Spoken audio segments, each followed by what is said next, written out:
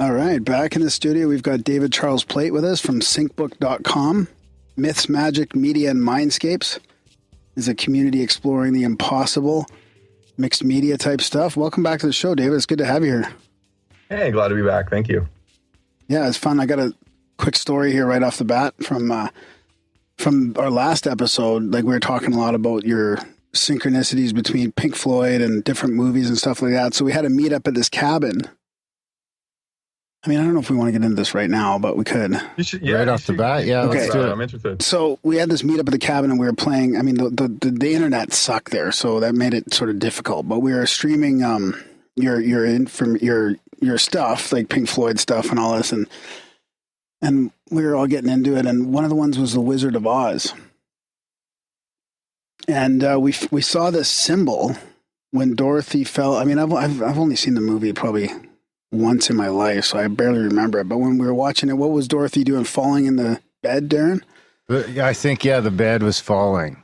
That's right. And at the end of the fall, this symbol showed up on the screen, and I thought, I wonder if David knows about that thing. And we took us like a half hour of pausing it frame by frame to try and catch the thing. At least a half an hour, yeah. Well, I don't know if it was that long, but it was really hard to catch this because it was literally just one frame that was a symbol. So we ended up taking a picture of it, and I sent it to you. And at first, we all thought it was just... Did you send it to David as well? Yeah. Okay.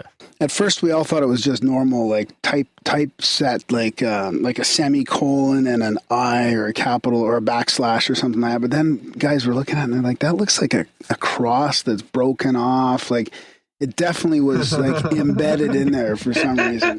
Were you guys high or what? I was. Not me. I was only sober one night. No, I see what you're saying. I like the semicolon. You could take it almost like a wink or something. Yeah. Yeah, that's funny. I emailed it to you, so take a look. This was a video that somebody had put together themselves of pairing the Dark Side of the Moon, the Wizard of Oz. No, from what I can see, it's from the original movie. I think it's from the original movie.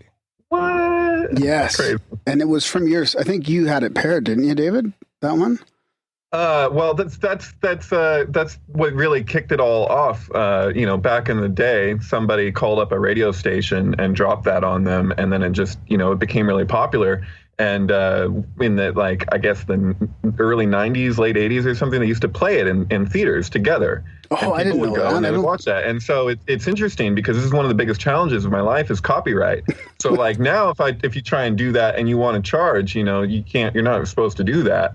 But they considered it an exceptional thing because it falls under the idea of research. And so that's what I'm trying to argue for the work that I'm doing. And I've struggled a lot dealing with hosting sites because people don't, unless if you watch it through, it's hard to know what I'm actually doing. Because people look at it and they're like, oh, so you paired some music. And it's like, no, the archetypes behind the thing, it's uncanny. Like, everything will sync with everything to some degree or another. If you're listening to freaking, commercials, over the radio, it doesn't matter. Like things will do that. But I'm really interested in like when things have kind of like you have like a concept album, and the concept album will have a certain subtext, and that subtext will often be like understood, by real, more intense fans. And so like you can have that happen where you have a film that has its own subtext, and you have an album that has its own subtext, and if you bring them together, sometimes things will happen, especially in the editing process. You can look at it sometimes and it's just like it doesn't make any sense. It's like how can this album, when doubled or tripled or quadrupled, how can it, like, you start at the second that it begins and it'll end the second that it ends, like to the second? Like, that's just crazy. So I'm really interested in probability theory, like it's one thing if the Wizard of Oz Dark Side of the Moon, that it does what it does, it's pretty awesome. But it's like the third round when she comes back home and it says home, home again. I like to be here when I can. And the way that it lands, like completely in sync with her, be like, if you don't watch it through, you wouldn't know that. So like with my films, it's like you can't necessarily watch like 5-10 minutes and then walk away and think you know what it was that I discovered. Although, oftentimes things do fly off the handle right off the bat. But sometimes it's like, the second round will be that much more impressive than the first, and so that gets really interesting. But yeah. So I didn't realize that. I thought we were watching we went through a bunch of your stuff in the cabin, and then I guess somebody must have brought up Wizard of Oz. Right? I don't know how we got to Wizard of Oz. I can't remember. But if you pull up that weird symbol, like pull it up, and do you have it there, David? Yeah, I was looking at it. Yeah. Yeah. So what? I mean, what have you ever seen anything like that? Like, what do you think that is? Like, there's like it looks like there's a cross broken off. Like, how can that be embedded in the film? Yeah, I don't know. I don't know if that's in the original cut or not. I know that, my mom swears up and down that when she was young and she saw The Wizard of Oz, that it had a different ending than it has now. But Really? she swears that Dorothy gets out of the bed and she's wearing the ruby slippers at the end. That's too and so, funny. like, I don't know. I know that I've gone to see movies in the theater, and then when they were released on video afterwards, they had things changed around. Like, Who Framed Roger Rabbit was like that. There was like little bits that the baby had said that just were no longer included and stuff. So I know that can happen. Right. I also know that the same claim has been made by people with the birds, that at the end of Hitchcock's The Birds, when they show up in San Francisco, the birds are like in San Francisco, like it shows you the Golden Gate all covered in birds, and it was a down ending instead of them actually getting away. So I don't know if that's true. It kind of seems like it falls under the Mandela effect, kind of, or not Mandela, excuse me, Mandela. Yeah. That was a Floydian slip, but no, it's like there's certain Mandela effect things that really get me, and they're the ones that get me are the ones that don't rely so much on just people having a different memory. Because like people will bring up like Empire Strikes Back or Field of Dreams and be like, if you build it, they will come, and they insist that it's they and not he. And then they'll be like, it's not, Luke, I am your father. They'd say that's what it is, but it's not that. It's, no, I am your father. But the thing is that when you ask people that are like really intense about those particular two, especially, it's like they can't remember the other lines around what's said. Like if you could say other lines and you're so, confident on your memory, then I'm more open to it. But it's hard. It's kind of like an Occam's razor thing. I'm like, the simpler explanation is just that they remember it differently because it was popularized by people repeating those key phrases over and over again. But like with Field of Dreams, it's about his father. So like I got a Field of Dreams sync up right now with Bull Durham and John Fogerty's Center Field. And so the two films came out like within a year of each other. And they happened to pair with that album like incredibly, and so and they're like pretty much the same length, and so both Kevin Costner baseball movies. It's pretty funny, but no, the thing is like, that the father is the context of the movie. He's emphasizing his father, and it's the same with the album. And so there's a repeated reference being made. So it's not just that, okay, well, this is baseball and that's baseball and that's baseball. It's that no, these actually are communicating the same point around baseball, and so it gets more interesting that way, than just being like, oh well, what makes for a correspondence. That's what theosophy is all about. Theosophy is very similar to Albert Pike's Morals and Dogma, like The Secret Doctrine and Isis Unveiled, but it's actually generally pretty empirical. So like if they make a reference, they back it up. Whereas like in Morals and Dogma, the quote unquote Masonic Bible or whatever, they'll make statements and there's no one to back it up other than Albert Pike, and he'll just be like, oh, well, this was secret, so I don't have to. Yeah. And that gets kind of ridiculous, as far as I can tell, because it's like, well, because that became the basis for that film Zeitgeist that came out. There's that. And so, like, there was like a whole list of things that they stated, and it came from this one woman who wrote a book called the Christ Conspiracy. I forget her name. I have her book somewhere, but, she the only reference that she has stated is Albert Pike. And so it's like it's got no support behind it other than his authority. Yeah. Whereas like theosophy isn't like that. And so I don't know. But that idea of like where you see a correspondence between two things and you bring them together and then you can extrapolate more information than you could otherwise. So like what I'm looking at with the work that I've been doing for 20 years with the album film pairing thing, that I've just been completely obsessed with. It's like the number one thing in my life, is where you're looking at two things that shouldn't necessarily be like, I don't know how to say it. Like Crowley has this whole thing in the Book of the Law where he's like the rituals will be half revealed, half concealed, and so there's this idea in the secret, not so secret societies that if you want to move up the grades beyond the known grades, that you have to contribute something to the great work that is seen by all on one level, but then for the inner circle, they get their own thing. And this phenomenon is one of the only ways I could think to do that as far as media is concerned, because you will see things communicated that are really profound, that you wouldn't get from just the album on its own, you wouldn't get from just the film on its own. And so, it's. Well, Darren and I were talking about that earlier today or yesterday about whether this is intentional or not, or whether we thought that was intentional or not. Like this synchronization, is it just from some other, supernatural source, like connecting things, or is it actually people, that are actually trying to do these little things that are sort of half hidden? Yeah, I believe it's both. And I think that that's the kicker, is that to have the intention to do something goes a lot further than most people might assume. Yeah. And so when you look at Jung's book, Synchronicity and a Causal Principle, where he coined the term, most of that book is dealing with like influence, like in consciousness, and like what is the probability for, like, if somebody's pulling cards from a deck and they're projecting the card that they hope to see, how many cards they'll go through before they land on that card. And the fact that it will repeatedly move in their favor doesn't stand to reason. It's like that doesn't, like, there's no straightforward explanation of that necessarily, but there's definitely something to be said for the right and left hemispheres of the brain. And so, what is the basis for which? And so, like, that's how I interpret, Crowley's love is the law, love under will. I feel it's a Kabbalistic joke referencing Yakin and Boaz, the two pillars of the temple. So when those pillars are translated, you say Yakin and Boaz is established in strength. Strength is Oz, by the way, it's Hebrew.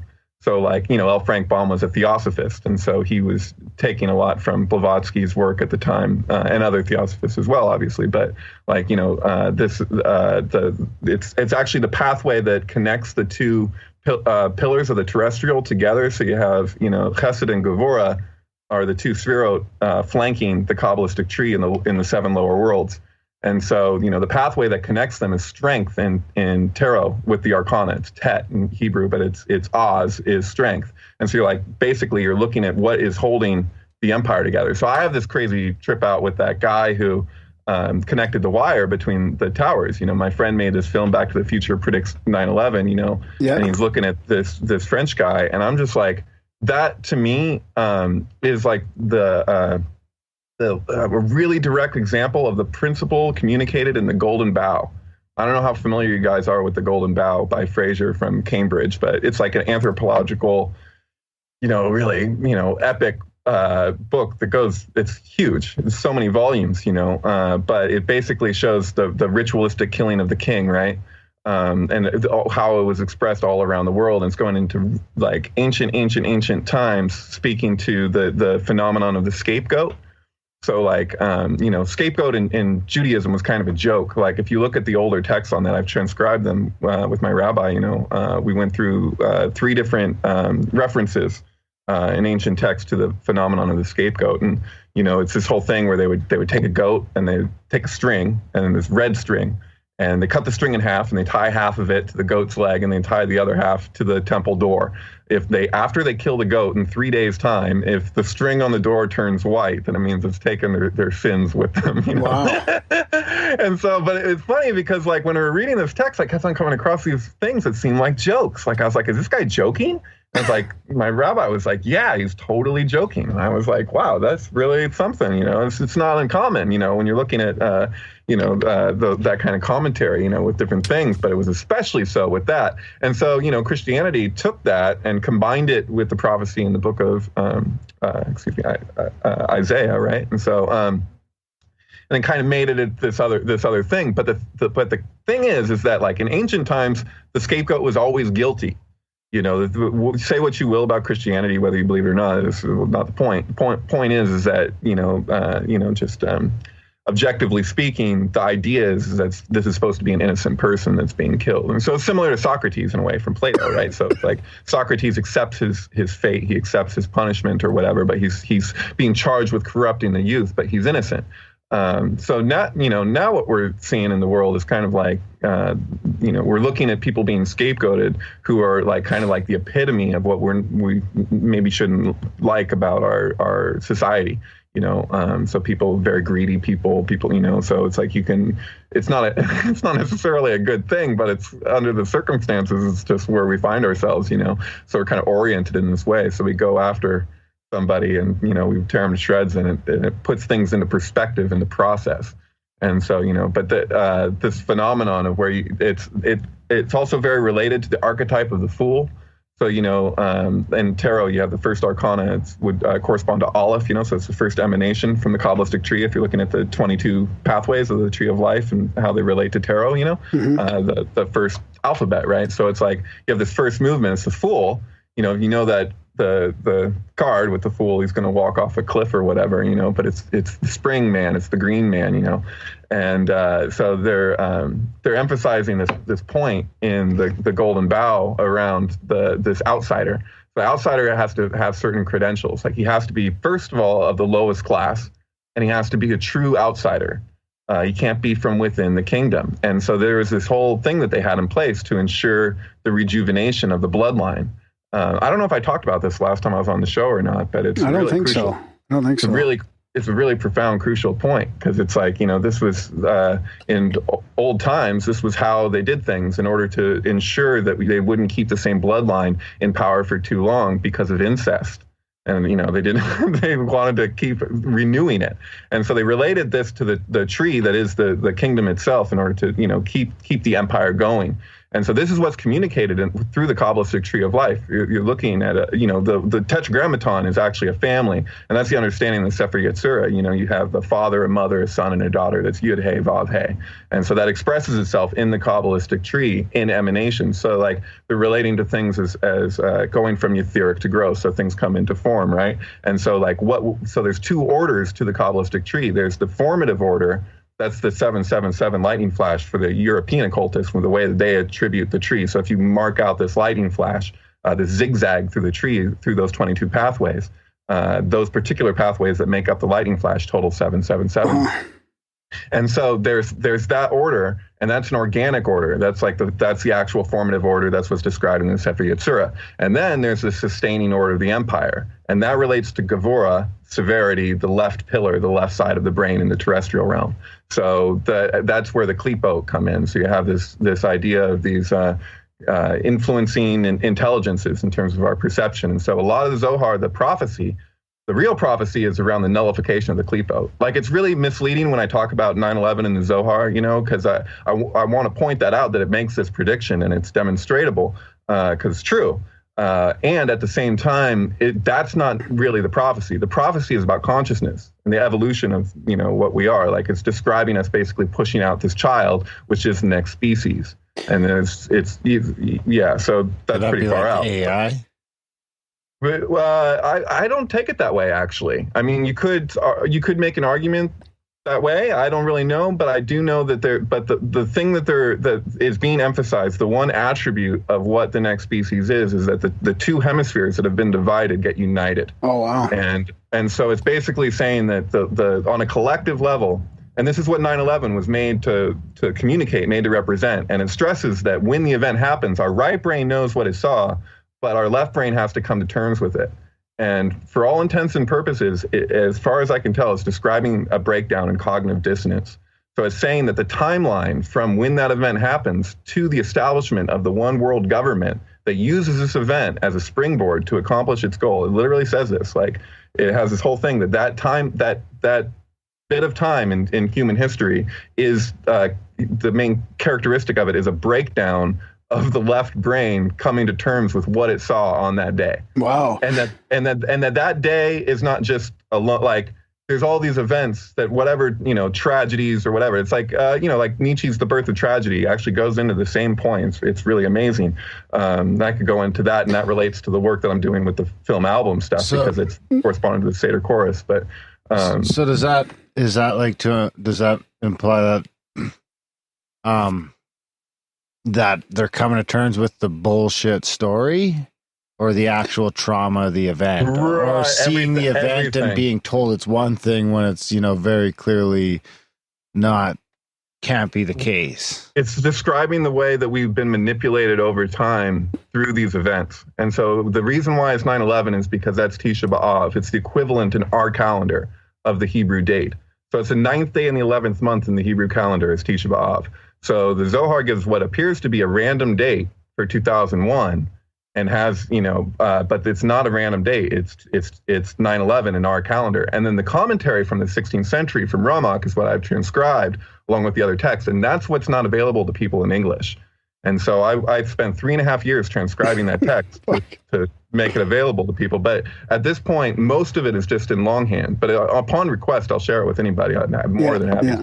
So does that prophesy this whole cultural and political shift as well then, with Trump and the 777 and the outsider and all that? Is that what that's talking about? Trump was elected on, what was it, the I don't want to get it wrong, but I do know it's something along the lines of like the 70th year, 7th month, 7th day. I think, something like that. I mean, there's definitely so that was the 666th month of Obama's life, or what? I forget how that goes. Yeah, there was some weird thing like that. But I mean, is that weird thing? Yeah, is that connected to what you're talking about, or? But that's the kicker, is that so the 666 thing, most people don't realize, like that is Gavora. So if you ever watch the movie Pi, Darren Aronofsky, and they're looking for a 216-digit number in the Torah, that's a joke about the state of Israel. No freaking question, because 216 is the geometrical value of Gavora. It's 6 times 6 times 6. They divide, add, multiply, understand.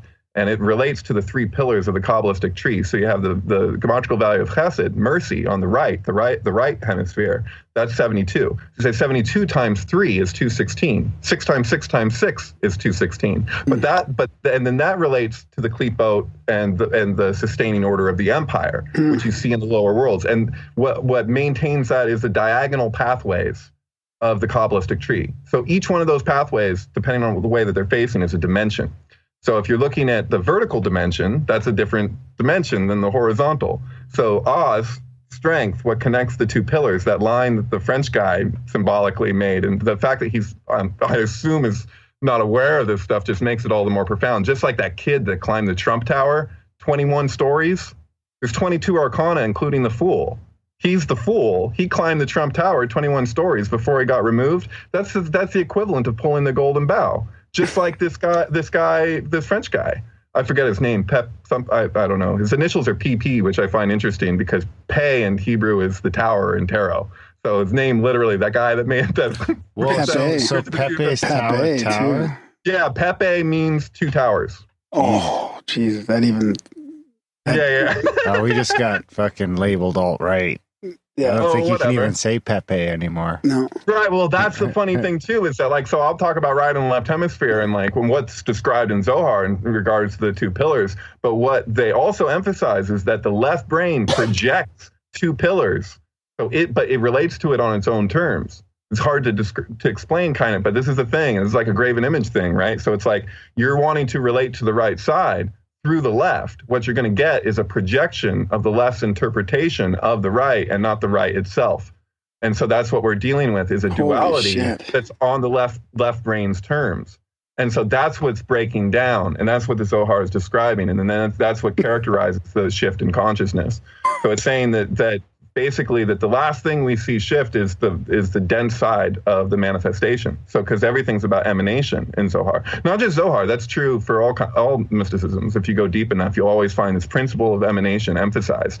And so it's like you can't have a discussion about religion with anybody, or at least, mystical religion, without acknowledging the principle of emanation, etheric to gross, and what that means, So basically, yeah. So this is a combination of, it's a spiritual and consciousness shift into the middle, like your left and right brain, through, like, let's say, some sort of spiritual middle ground with, I don't know, I don't want to get into the details of that. And then there's the cultural shift as well, left and right merging into one, and right. that both happening at once, you think?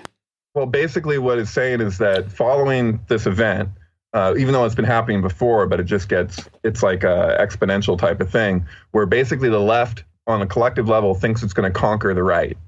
And so what it's describing is this movement towards a one world government is its attempt to do that.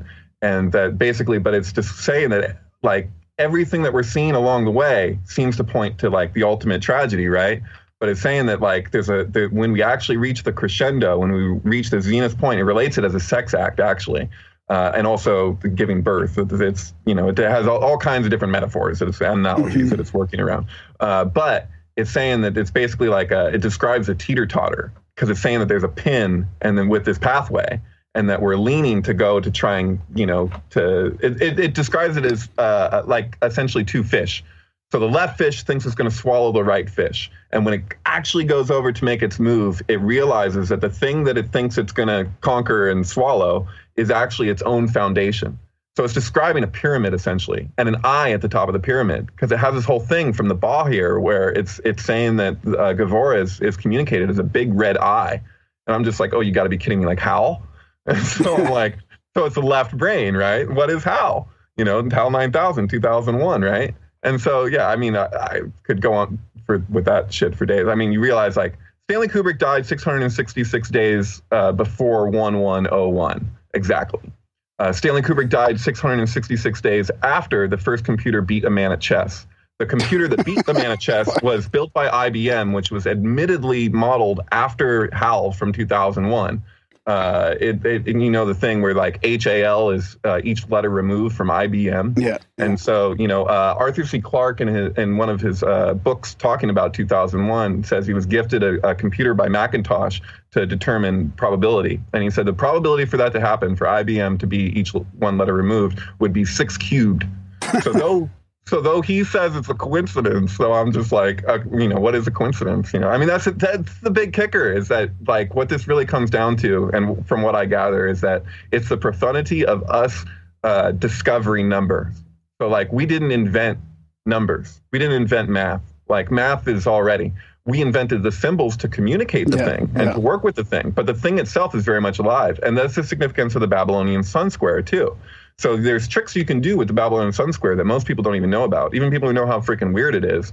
I don't know if you're familiar. You got a grid, a 6x6 grid. There's ones for all planets, but it's the oldest mathematics we have on the planet as far as I know. If you add up the numbers in any direction, you get 111. So you add them together, you get 666. So that's the Babylonian Sun Square, 666. That's the equation. But if you fold the thing into a cylinder, there's a trick you can do where if you go in steps, I think, what is it? Northwest, return to the garden, it's symbolic, right? So there's that thing where if you divide Yitzchayim with the Kadem, where Adam and Eve leave the garden, they're the 9th and 10th numbers of the Fibonacci sequence, and so if you divide them, you get the golden spiral. So they say that in pi, but they're misleading because they say that it's Eden when it's not just Eden that they're using to do that. It's actually where Adam and Eve exit the garden. But anyways, the point is if you go in that other direction, you go in these steps, each number will be the next number in the sequence in a diagonal. And so this is supposed to relate to the diagonal pathways, because this is a template of the Tower of Babel, which is why when you see paintings of the Tower of Babel, it's always communicated as this crazy spiral, you know? And they reproduce that. Where was the giant building that they, I should know that, but anyways, yeah, it's this phenomenon where and then you go the next line over and you can keep doing the same thing. You can basically use the Babylonian Sun Square to make this crazy infinite spiral thing. And that's pretty amazing. Well, didn't they find an ancient numbering system that's, you know, how we use 1 to 10, and that's the basis of how we count? I mean, you could do it differently, right? You could have a different calendar, right, a different thing. And this numbering system goes back to before Babylonia, I think, with the 6s, and they were using it as a 6-based numbering system, I think. Right. Well, 6 and 12. And the thing is like with the original alphabet, so the Hebrew alphabet and where it came from the pictographs, the Phoenician and the Chaldean and all of that, you can see developmentally the way we moved further and further from the right brain and towards the left. So this is what language is. And so the Tower of Babel collapsing and no one being able to understand each other's speech is even more profound than most realize, like, because the whole point is that we used to speak in math. So like math, we didn't relate to the same way that we do now. Math was not left brain; it was as much right brain. And so, but the thing is that the right brain can't dominate. The whole idea of dominance is a left brain idea. So that's why you have severity and mercy, chesed and gevura, right? And then mathematically they're communicating. Like, so it's crazy. Like there's this whole. It sounds unbelievable, but there's this amazing Stanley Kubrick connection. Because like Stanley, so I'll drop some really weird shit on you guys if you're interested. Well, he probably faked the moon landings. Yeah, I just the battery's dying there. Oh, you got some technical difficulty. Yeah. It's like 1%. Or can you hover over that battery symbol there? I just want to make sure something's not gonna just. Oh, sure. You can edit this afterwards, so we're not live or anything. No, we're good. We're good. Just keep going. Okay. All right. So yeah, ready to be blown away again. Okay, so there's this whole thing where basically I was looking at Stanley Kubrick presented MGM with a script for Napoleon. way back when, whether the 70s or whatever.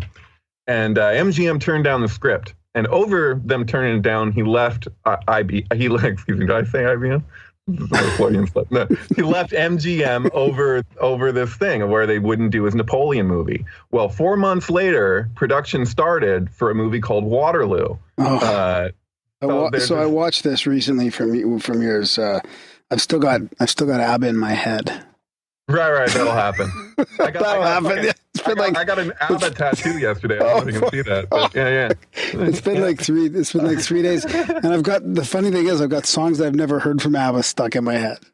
Yeah. Well, that's the thing. Is most people have a conception of ABBA too. Like they know the more popular songs. So yeah. I got family in Sweden, when I was there recently, and I go into the ABBA museum and all this stuff, and my cousin just thinks it's a riot because he fucking hates ABBA. He's like, had to be raised with ABBA. He's like, oh God, but he doesn't realize all their back catalog and what's going on because they are dealing with some trippy stuff. So I made that 7.5 hour film. Sorry, Cassandra, I misunderstood. Everything predicts 9/11. That's an ABBA reference from their last album. So it's Cassandra in Greek legend is able to, prophesy an event, but it's also a curse because nothing she can do can stop the event from happening. It's like Jay-Z's A Gift and a Curse. Incidentally, Jay-Z came out with the blueprint on 9/11, 2001. That was its release date.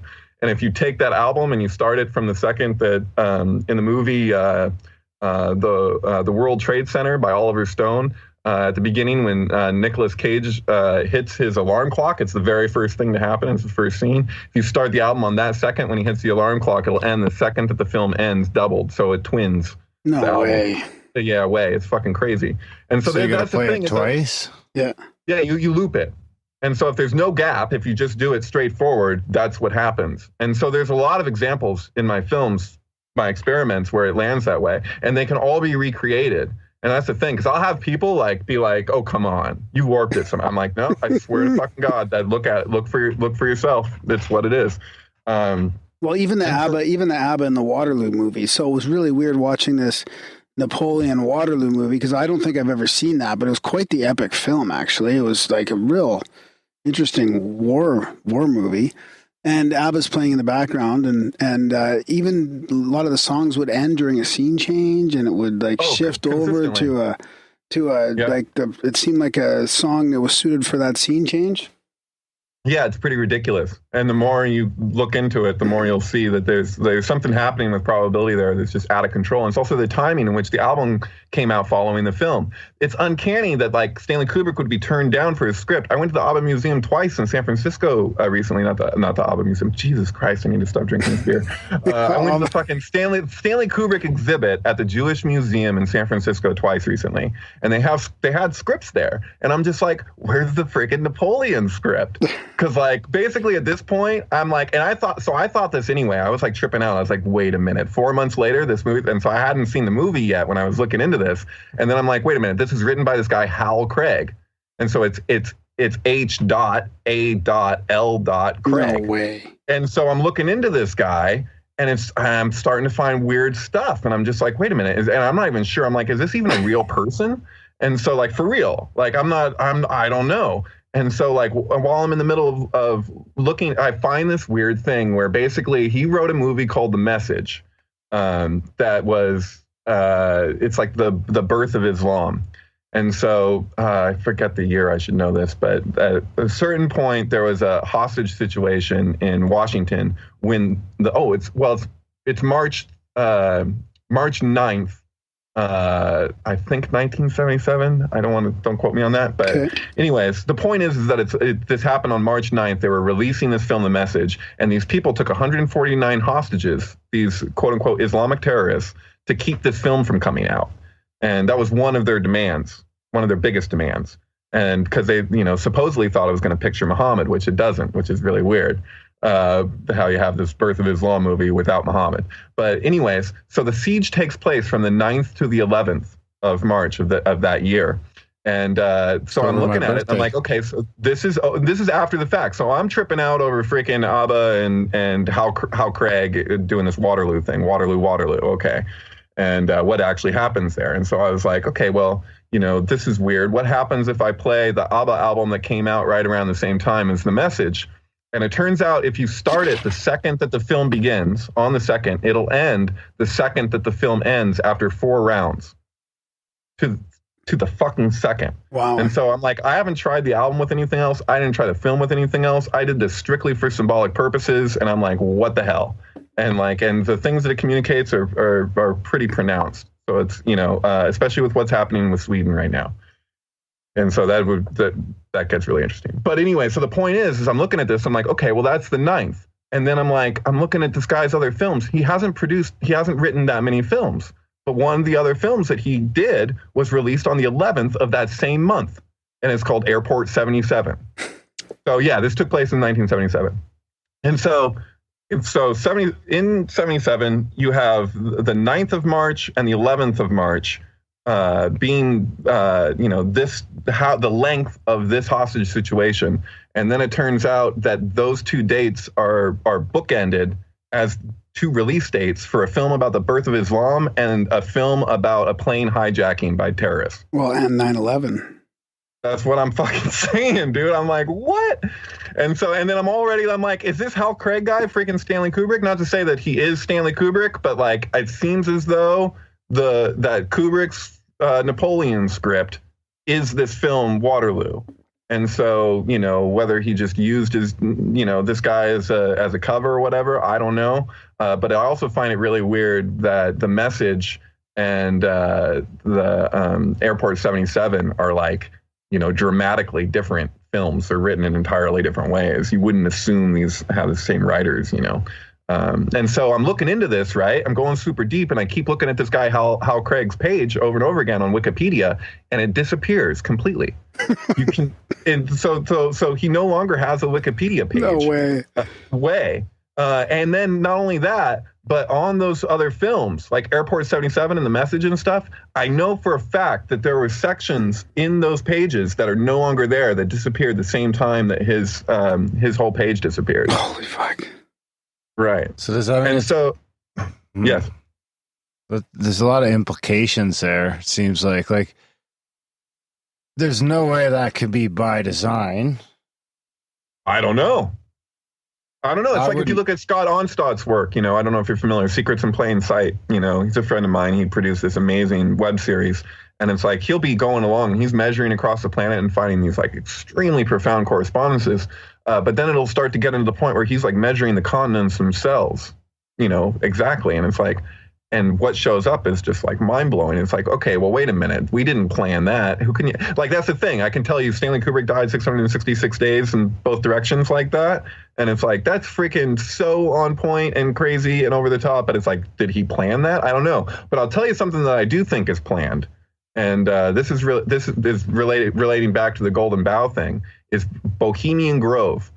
So the infiltration of Bohemian Grove by Alex Jones, that was not Alex Jones's project. It was Ron Johnson, wasn't it? You know it. Yeah, that's right. And so Ron Johnson, at the time that he did that, he was the only man in the world with complete access to all of Stanley Kubrick's archives. This is demonstrated, as a matter of fact, by the documentary Kubrick's Boxes. And so Stanley Kubrick died, in 1999, and the last request of his life, as far as films go, was the release date of Eyes Wide Shut. I found that in interviews from people where they say he was specific about this day. So I'm looking into, well, what about this day? So I don't see anything significant that year, but I'm like, a year to the day was the cremation of care that was caught on camera. How is it that the film that has like the closest depiction of elite ritual parties filmed at the Rothschilds' mansion came out a year to the day of the filming of Bohemian Grove, and that the man who was in charge of the project was the only man in the world with complete access to all of Kubrick's archives? Holy fuck. Yeah. That's crazy. and the way he plays that down right now too makes sense. Like that sort of fits the whole thing. Because I heard him talking about it recently as well, and he just doesn't give Alex and that whole experience enough credit, I don't think. Oh, dude. Yeah, well, that's the thing. It's so, in a sense, if you entertain that idea, you could say that Stanley Kubrick got Trump elected, because all the people that were into the whole conspiracy shit, who trusted Alex Jones because he hated George Bush and he hated Obama and he hates all these people, he's made an exception for Trump. And so, all these people were like, oh, well, shit, if Alex is about him, then he's got to be a genuine variable. And he is a genuine variable in a sense. As far as I can tell, what Trump is he is like a direct reflection. So okay, I have to back up a little bit to give context. You better back up slow. Because there's a lot of I know, I'm jumping the gun, but I'll tell you some shit. Okay, so Stanley Kubrick was obsessed with the Golden Bough. He has said this himself. People have said this in interviews about him. So Stanley Kubrick sent the head of Warner Brothers in the 1970s an unabridged set of the Golden Bough, and he bugged him every week for a year about reading it.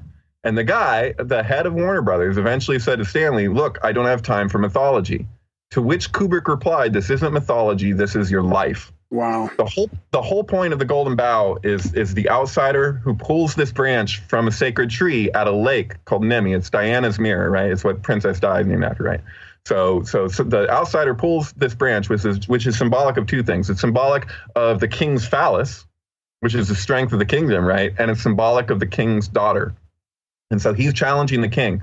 So they would do it different ways. Sometimes it would be an actual fight. So like if he, he has to take out the king, he has to prove himself. But sometimes it'd be almost more like ritualistic, where the king would commit suicide. So that's where the symbolism of the suicide king comes from. That's the origin, and the origin of that whole thing. And it's a willing sacrifice to rejuvenate the kingdom, to allow some new, fresh blood to come in. And he had to be of the lower classes because he would turn everything on his head. He'd basically make the last. The outsider, right? Right. And so what you're looking at when you're looking at Bohemian Grove, as far as I can tell, is a exact reproduction of the Golden Bough ritual at the Lake of Nemi. Except instead of them doing the way that they used to do it, they're celebrating that they're putting it off. So they say, "Midsummer sets us free," and they burn the effigy. As far as I can tell, the effigy that they're burning, considering what they say, fools, is supposed to be the fool outsider who would challenge the king. Wow. And so they're like basically celebrating, yeah, fuck you, we're keeping it in the family. And so what you have then is this, it's because the two orders of the Sphirot. So that relates to the 666 order left brain deal, where they're like, we can hold this empire together the way that we want to, right? But the thing is, like, the old ritual was its purpose was to align with natural processes of the seasons, a recognition of cycles. So they need to allow this thing to take place in order to allow the thing to keep going. And so, this is what befalls empires when they refuse to allow this thing to happen and they get greedy. And so as far as I can tell, what Trump is he is that outsider. He is that archetype, but he's like a twisted version of it. He's like a mutated version of it because they put it off for so long that this is the way that it manifests. What year was that? So, the Bohemian Grove, you mean? Or? Yeah. 2000 mid 2000s. Yeah, that was 2000. Yeah, midsummer. Yeah. Oh, 2000 itself. Well, I can tell you the date if I look up the release date of Eyes Wide Shut. No, it's okay. I just wasn't sure of how long. I feel like it was like, I don't know how long ago it was. It feels like it was one of those things. Let's test the AI. So, hey Siri, what was the release date of Eyes Wide Shut? Eyes Wide Shut was released the 9th of September, 1999. Oh, yeah. Yeah. That should. Yeah. Right. That's almost exactly, what is the September, 6 right now? Damn. So, So, and Lake Nemi, is that the one we did the episode on? Darren, is that the lake in if it was Italy? Randomly the day? I would have. Did you really do an episode on Lake Nemi? I think July 16th, 1999 is what IMDb says. Oh, okay. And that is it. Series suck. Series wrong again. Turns out again. So Lake Nemi, Darren, isn't that the one we did the episode in Italy with that guy? It was really interesting. That old lake in that does sound familiar. In Italy with the boats and the yeah. How do you spell that? Nemi, I think. Yeah. Nemi, yeah. So yeah, I recommend the Golden Bough to anybody to check out. But it also, if you look at the commentary on the full Crowley's, let's see if there's a crazy implication to this number. Okay. Our episode on Italian Strega, Lake Nemi, and Giants was episode 184, and it came out on August 26, 2016. Nothing. Pretty close. Nothing.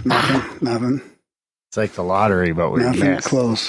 Right. It doesn't. It must have been fit. Well, that's the thing, but I'll look at films that like come out really close to each other. So like even though like 2001: A Space Odyssey and Rosemary's Baby, they're the exact same length, the two films. But there's something crazy about if you have to start it if you start at the dawn of man in 2001. So if you start Rosemary's Baby as the dawn of man, they'll be the exact same length. They'll end at the same time.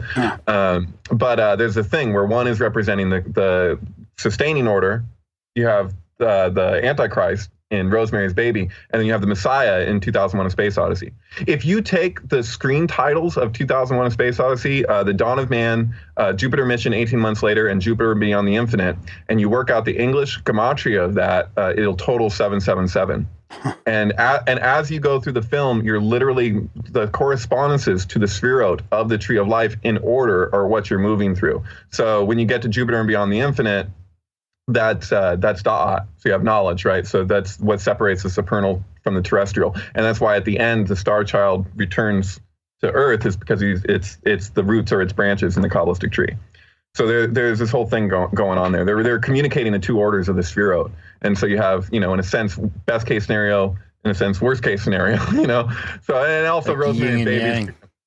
Yeah, Rosemary's Baby is also referencing Roe versus Wade, it seems. And you look at the timing in which it came out, and that they call Rosemary Roe, and so you have this whole weird idea where it's like, okay, so we're giving birth to the next species, but is it going to be fucking aborted or something? It gets really, really heavy. Because that's what Polanski did, He makes the heaviest tragedies imaginable because his life is a fucking insane tragedy. He survived the Holocaust, and then his wife was, murdered, and then he, got himself into a whole heap of trouble that is extremely common in Hollywood. It was Jack Nicholson was a regular with the prostitution ring, and he hooked him up. It was at Jack's house, and it's like the whole thing is just it's so weird because it's a scapegoat phenomenon, right? But it's like that's the thing, is like the old scapegoat was always guilty. The Christianity is supposed to be the innocent scapegoat, and so now everyone's coming together to fucking sacrifice what they see as the epitome of the problem, and it's very poignant symbolically to say the least. Especially, what's happening, because if you look at Crowley's Saudi is not the star issue, I don't know if you're familiar with that, but that's like that was the basis for my film, because I'm looking at if you arrange the 22 arcana, corresponding to the 22 Hebrew letters, the trump cards in tarot, into a Vesica Pisces, we have 11 and 11, right? If you do it normally, it'll be flanked by Aleph and Lamed. So that's El, as in the abbreviation of Elohim. So you have the name of God encoded into the 22 letters. If you do what Crowley suggested to do with his version of the deck, you have Saudi is not the star. So he did the switch. But then if you move all the cards over in relationship to what he presents, you end up with another type of symmetry. And so it doesn't have the same perfection as the initial, but it's like imitating it. So you have Resh on one side, and then you have Tet on the other. And so Resh is the sun, Tet is lust or strength or Oz, right? And so you have, and that's corresponding to Leo. So you have the sun and Leo. The sun rules Leo. So, and then you have the Babylonian sun square, and Crowley called himself 666 and all of this stuff. It's relating to Gavora. And so, yeah, that gets really interesting, because it's like what happens when you do that twist too, is you can see that because the emperor is being moved from the empress, so he's separating the two lovers of the empress and the emperor. So they would normally be looking at each other. And this relates to, in the Zohar, the whole thing around Saudi is supposed to be two faces. So they're either facing each other or they're facing away. And so she's replaced by the star card, and the star card, the character in Crowley's star card, is looking away from her.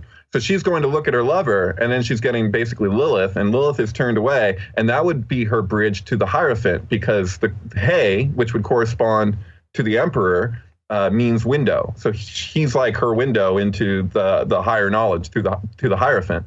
But now it's blocked by the star. And so, but the thing the significant point is that when you do that switch that Crowley has, you have the emperor right next to the tower. And so the emperor now being equated with Saudi rather than He means fishhook. So, and then the tower, Pe, is a mouth. So you have a fishhook next to a mouth. And it just so happens that the emperor is Aries, while the tower is Mars. Mars rules Aries. So you have the correspondences flanking it, being in alignment, being in sync, but then you have that also being in sync. But the thing is that sync is forced. So like it's just like the septogram, the 7-pointed star. You don't have the equilibrium that you'd have with a hexagram. Like there's that whole thing with the hexagram. If you have the I Ching, right, is made of 64 hexagrams. So it's showing you every possible combination within a single 6-figure set. What happens if you basically squeeze 6 straight lines and 6 broken lines into a single figure? And so it's showing you every way that can play out. That's what the I Ching is. So it's, what is the probability? But it's a principle that's communicating what happens when you introduce a distortion into perfect balance. Because the thing about a hexagram is that every vector within the figure is the exact same length. So they'll have this law of compensation operate. So if you introduce distortion into any one place, it'll react from all sides. So you can predict in a way the way that things will play out. And so this is the reason why people equate it so much with like fortune telling. But it's really misleading the way that that's been popularized, because that's not necessarily what it's saying. And then tarot directly comes from that and is relating itself to the Kabbalistic tree, which itself is a set of vectors. But in this case, it's 2 hexagrams that are pulled apart. So you're basically looking at the equivalent of the dynamics of cell division. So if you're looking at the 1 becomes 2. And so this is a separation. So in Hebrew, you say to create is the same word to divide. So something stands out in space, it has to divide in order to do so, because it's all relative, right? And so, this is a thing about a septogram, is that it's only a relative balance, so it can maintain itself for so long. So that's why it became a symbol for Babel from the OTO. Is because they're looking at this, and they're saying, well, this is a really descriptive way of what we're dealing with here. And so, this is just, the point is that there's these 2 orders, and one is the foundation for the other. So the 216 order, through the 12 diagonals. See, this is a thing. Is last time I was on the show, I didn't finish one thought. I re-listened to one part of it, and I was like, oh shoot, I can't believe I didn't say that. Okay. I'll tell you the meaning of the Masonic G if you want to hear it. Yeah. So this is pretty indisputable, and it's fucking mind-blowing. And I got it from the prophecy in Zohar. So it said to do this thing. And it's like, if you want to understand this point about Gevurah and this pathway of what we now say strength or Oz, right, that connects the 2 pillars, look to what happens when you add up the 12 diagonal pathways of the Kabbalistic tree mathematically. And so I'm looking at the gematria of the 12 diagonals, and I don't use the Ari system. I use the Golden Dawn system. And even though this text that I'm looking at is commentary from the 16th century, I was curious of what would happen with the current model, right? So the attribution of the letters in relationship to the pathways.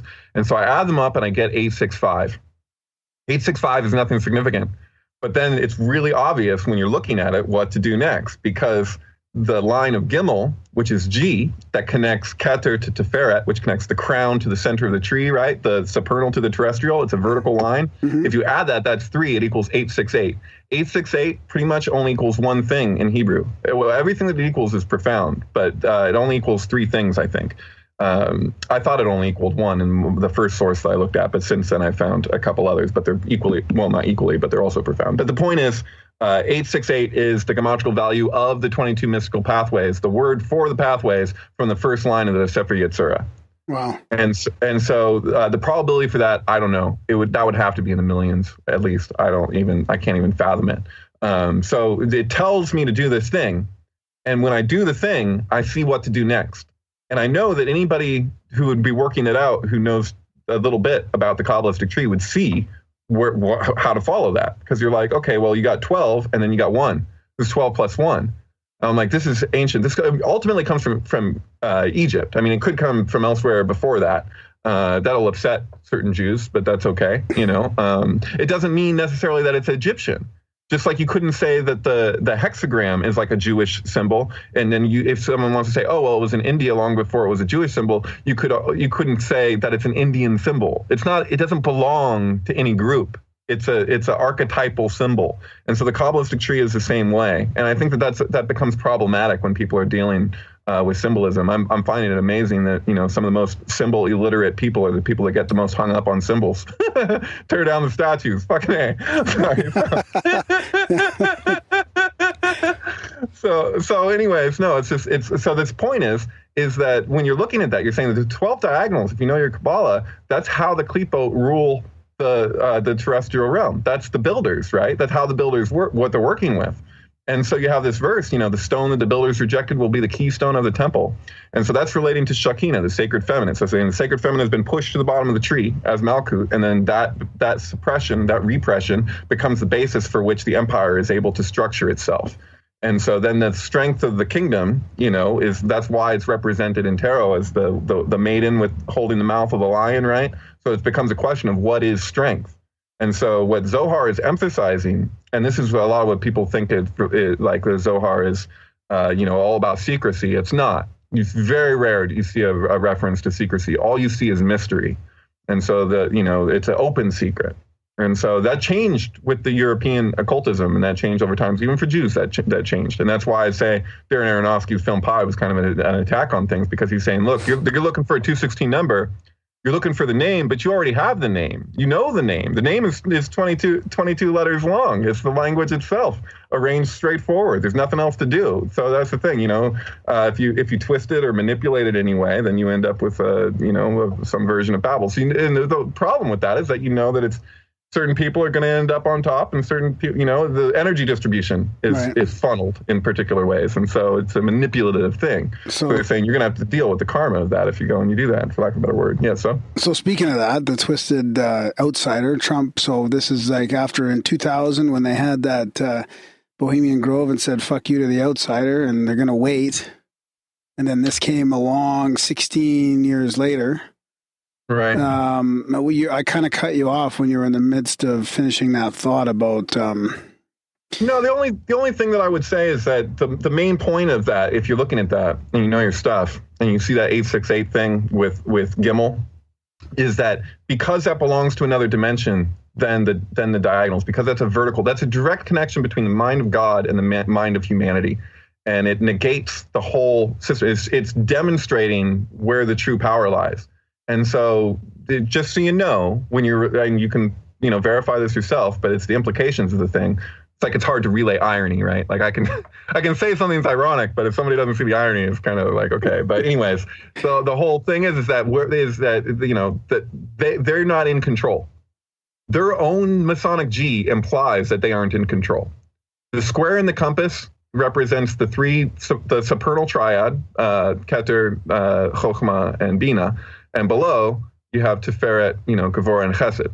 And so that's what makes up the square in the compass. And then what connects them is this vertical dimension. And that belongs to a different order. It's the medial brain, is literally what they say in Zohar. That's the direct translation when they're relating to Keter, So you have this transcendent thing in the midst.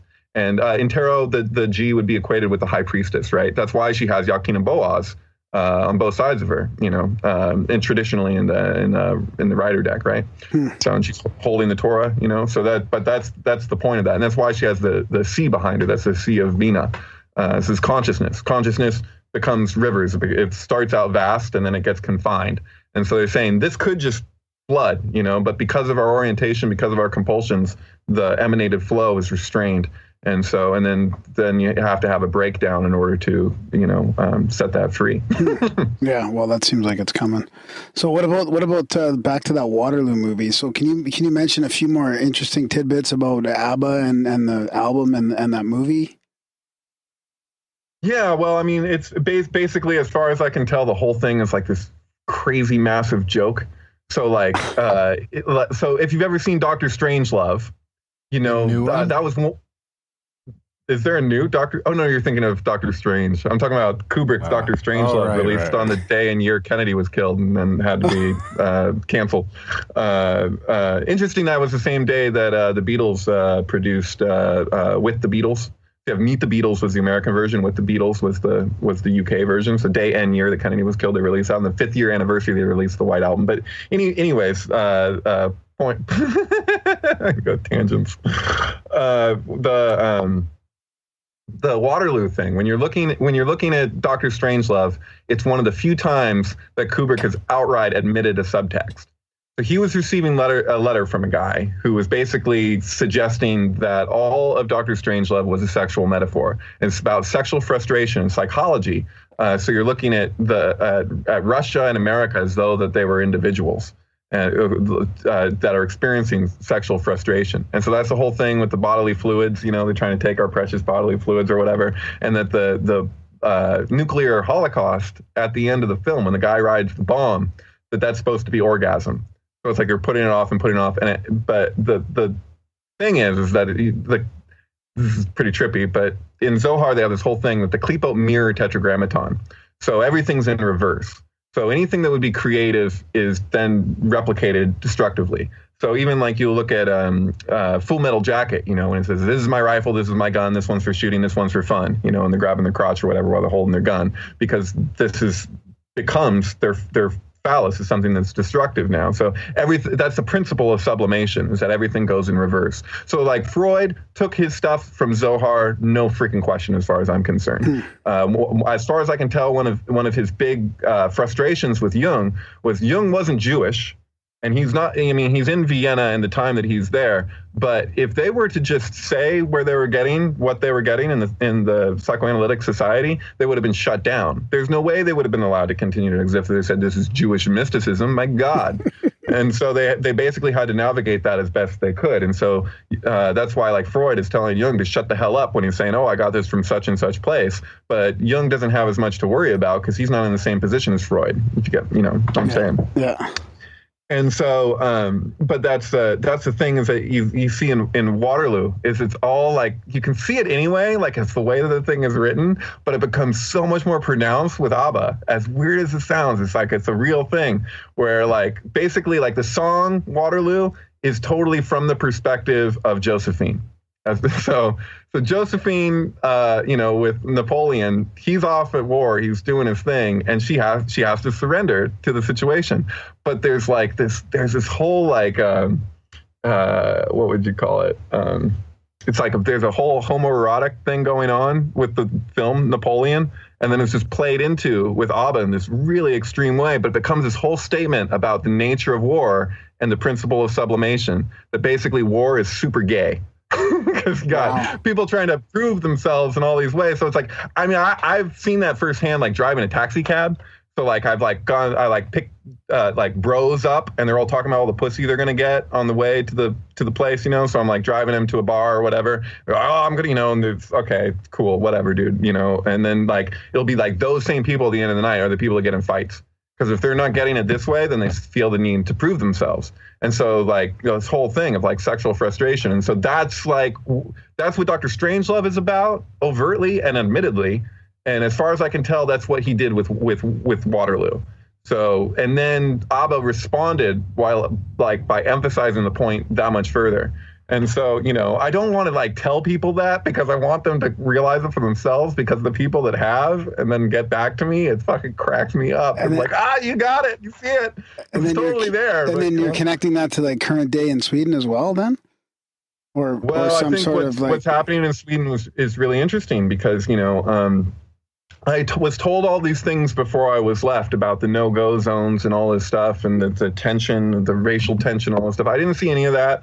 I saw some economic tension. And what I found out in Stockholm was that from all these people, I've talked to, 1,000 people about this stuff. And they were just like, it's mostly the people from the countryside who are really having an issue with immigrants, So all these refugees, Sweden just opened their doors more than almost anywhere in the world, and it was just like, and they're not really seeing as much, like the way that that's being portrayed is like so propaganda based. That is not the reality of what I came across in Sweden. And the tension is not, I saw way more tension with the Finnish people than I did Muslims. Because someone took out a knife at one point and was swinging at this guy and like almost hit me, like they were running. And like, it was like in the middle of this courtyard in Stockholm, and it scared the hell out of me. Finnish guy? And then 2 Finnish guys at each other with swords, knives. Basically. Jesus. They weren't just knives. They were like real swords. Like they were like, they looked homemade, but they were impressive. I was like, damn. And like, you call this a knife? I call this a knife. Yeah, it's a little crocodile Dundee. But anyways, yeah, no, that was the most intense thing that happened. And I didn't see much frustration from anybody. I didn't hear it voiced. And it didn't seem like it was just being repressed. It was just like, no, people were very, very expressive about what they thought about what was going on. And I find it really interesting because I think it's true in this country too, is that a lot of the people who are the most concerned about the refugees are generally people who aren't dealing with refugees straight on. So it's like, we got 1% of our country is Muslim. Of that 1%, that makes up 10% of our doctors. Like, there's some really skewed perceptions, and I'm not saying that it's like absolute in any one direction. I'm not saying that there's not things that are problematic. I would like to see things done in the right way. I think Sweden could have done things a bit differently, but I do think that that they've kind of taken a stand in terms of how compassion, and I think if you just respond to something that's got futility involved, especially when you're partially responsible, your country's responsible, I think I don't think it's right to just be like, oh, well, fuck them, I don't, how did we get here? I'm sorry, but we're all refugees. I think social media and the media itself, and even alternative media, it just really shows a picture that's not really happening in day-to-day life for the most part. I mean, we go around day to day, and I don't know. I mean, I know it's probably like that in the States as well. I think it's really just fear mongering, and it's just exaggerating this perception that's not really there. Or it's like just even talking about the racism in the States. Like, I don't think there's that much. Of course, there's some, but there's not that much racism going on compared to what you would think from the media and the social media. It's just blowing it out of proportion.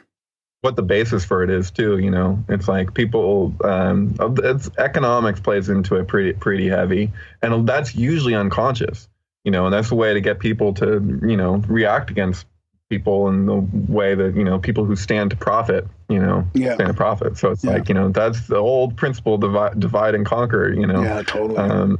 But I don't want to speak about these things in absolute terms. I'm making generalizations, because I think that can be a bit misleading, and that's been a real problem. That's part of the divisiveness of what we've seen through this whole, the campaign process. I mean, every time we come around, this is just that much more emphasized, this whole disjoint that exists between like, our side and the other side. And it's like, dude, you're guys are exuding the same dynamics in certain ways, and it's the whole backdoor phenomenon from all sides is so apparent.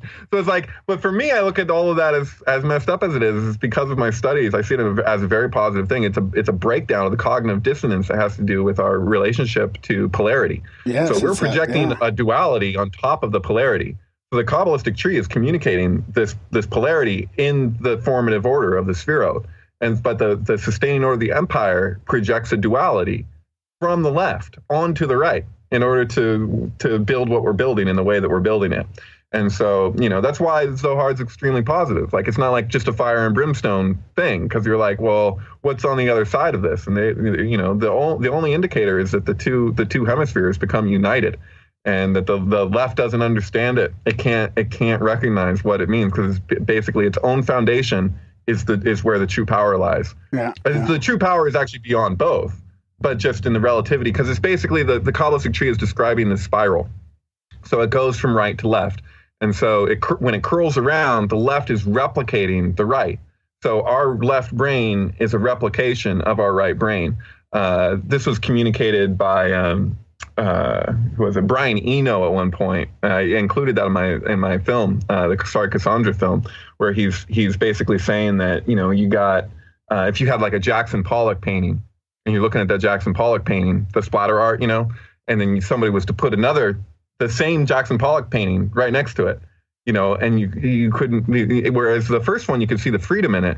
To look at the second one, to see the exactitude and the meticulousness of what would have to be involved to be able to reproduce this thing. And the whole thing is that it will get close. It can get close, but it'll never be what the original was. So the idea of replication. And so like, that's what is happening. Like, so like, it sounds weird or whatever. And I'm sure people listening are going to be like, whatever, dude. But like the whole Paul is dead thing, I got friends. I've met people online that have been into that since the 60s, right? The older people.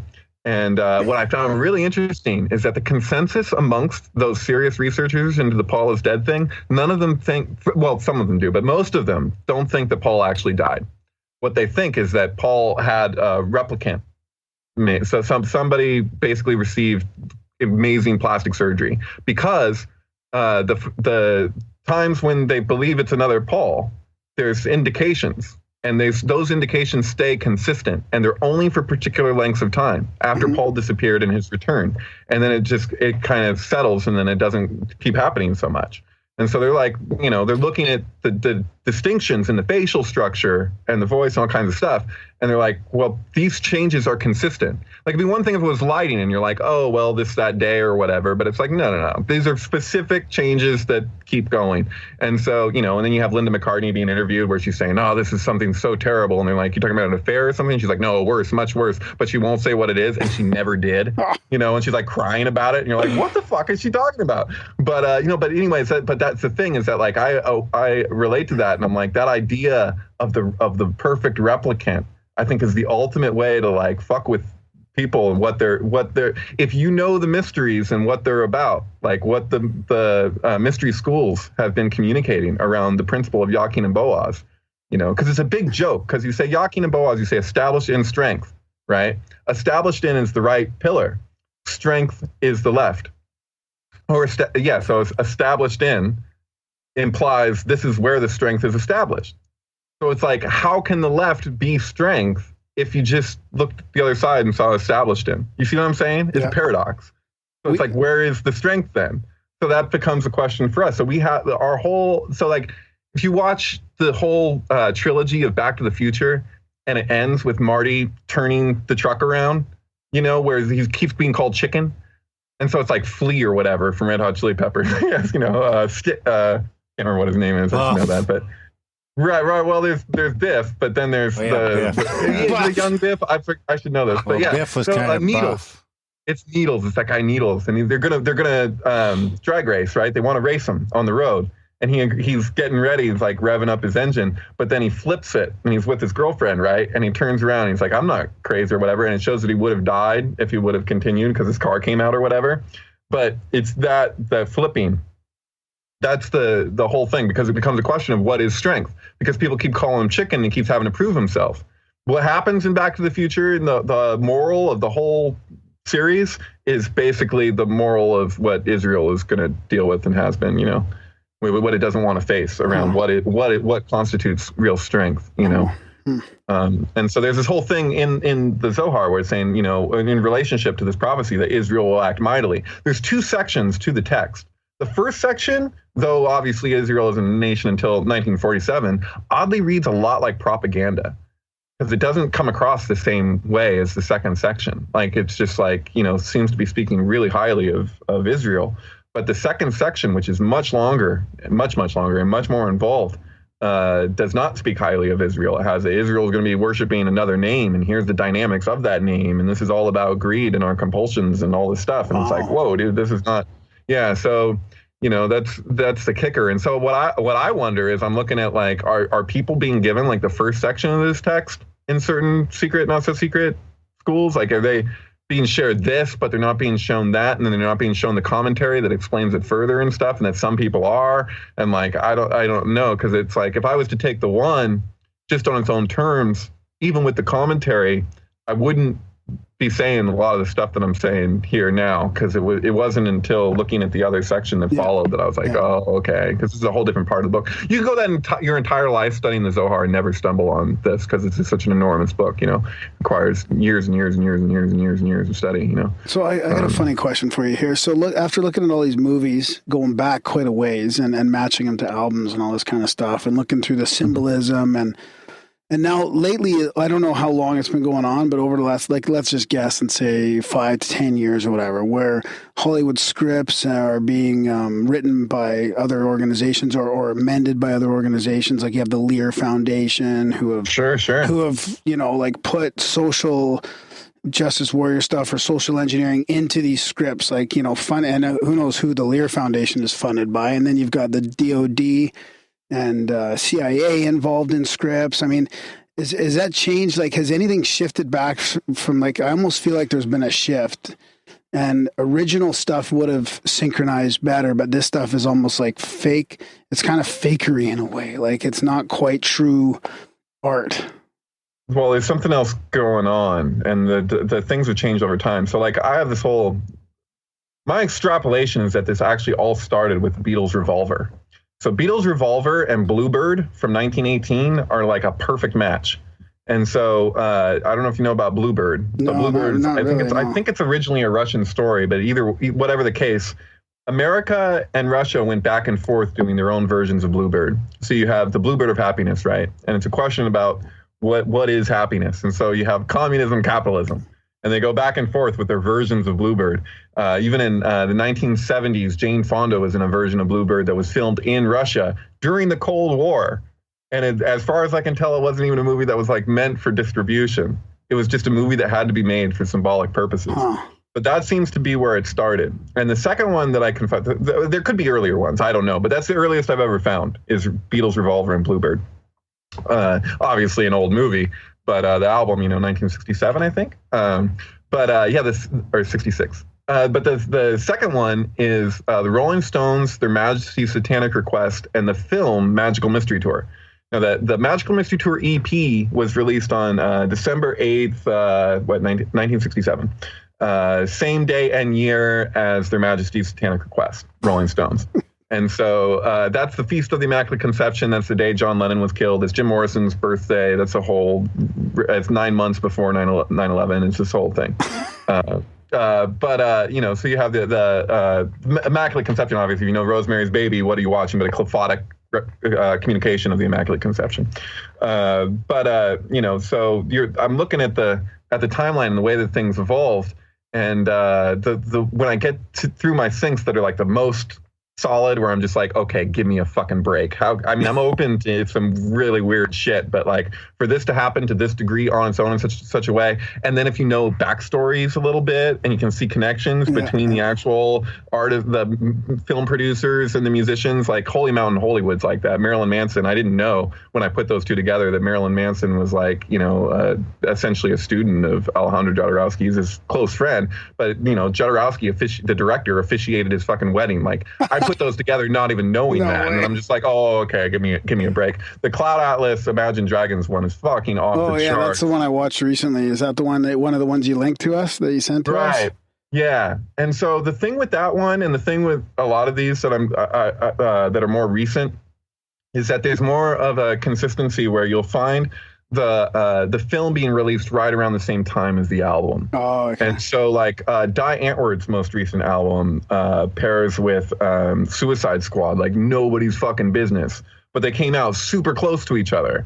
And so if Occam's razor, my extrapolation is that these were produced together.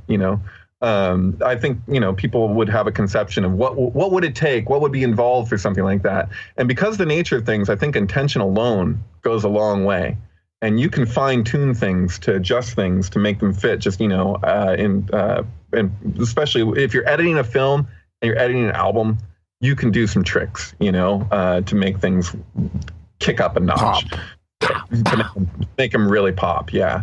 And so I find that the ones where the albums came out really close to the films are generally the best, but there's there's exceptional things. Like obviously The Wizard of Oz came out a long time before Dark Side of the Moon, What would be involved for them to do that, It becomes an interesting question, But I wouldn't put it past them because you look at what's going on all over the place, and that would really explain a lot of Crowley's stuff too, because Crowley came up with the backmasking thing. Floyd was into a lot of weird stuff back then too. I mean, Floyd was kind of ahead of their time.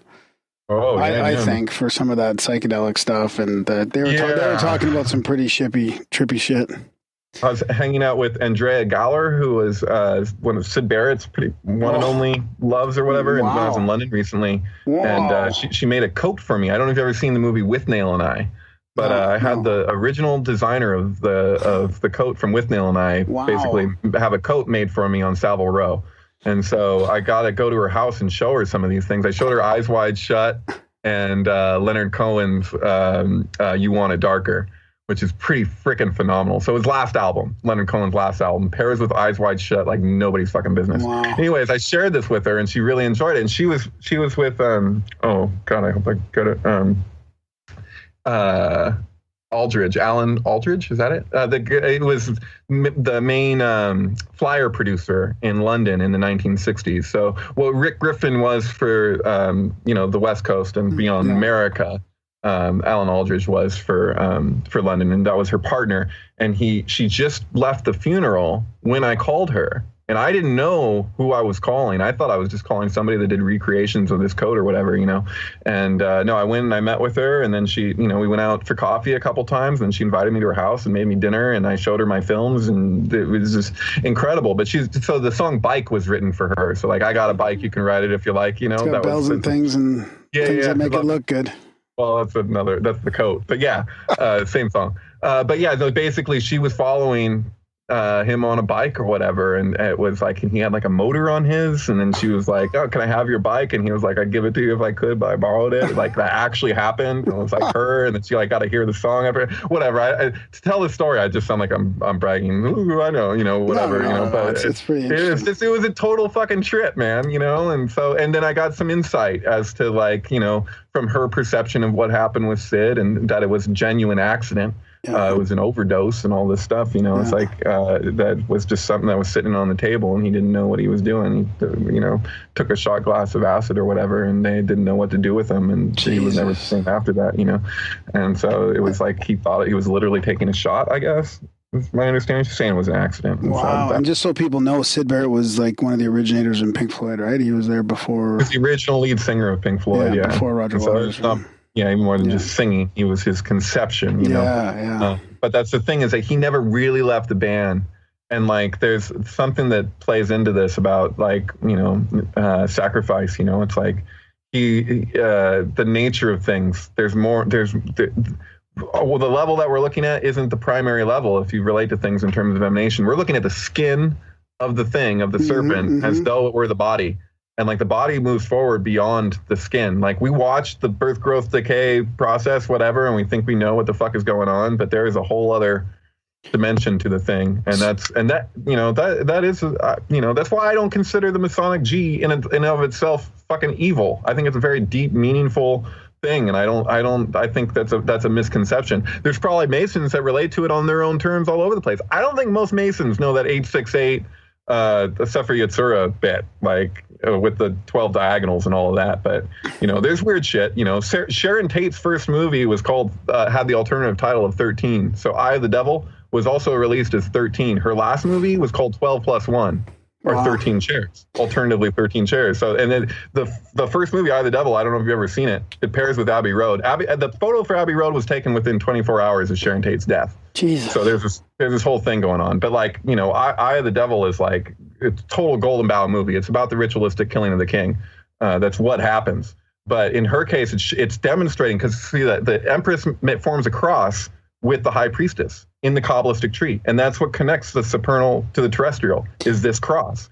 And so that's what we're seeing communicated, is that that's a female. The stone that the builders rejected, in the New Testament, they equate that with Jesus or whatever, but that's a feminine thing that relates to the Shekinah. That means what is actually being sacrificed for the empire to extend itself. And that's it's a principle, but yeah. So you went back to the beginning of that, where you talked about Beatles Revolver or whatever. And then you talked about Cloud Atlas, which was kind of one of the more recent ones. But have you seen a shift in the newer kind of altered with scripts and movies? Like, is it different now? Yeah, they're working more with the ending of the movie. So if you're using an editing program, it becomes more obvious, like the timing thing. Because it's not just if you find the pairing, because you can find that things will be resonant. And it used to be that I had to spend days and days and days and days trying to narrow down until it actually landed. And that makes you feel fucking crazy. Because you go through your own cognitive dissonance. And I've talked to other people who've experienced the same. Because if you're assuming, in order to keep working like that, like if I'm playing fucking Lady Gaga's The Fame Monster with Metropolis, you know, the silent film from Germany from the 20s, you know, and I'm listening to that album over and over and over again and looking to see, well, could this be better? Could this be better? Could this be better? Like, that is such a insane thing to do, because it implies that you're assuming that this will actually land and it will actually do this thing. Now, if you're using an editing program, it really simplifies things. With the older synchronicities, you find the anchor points at the beginning.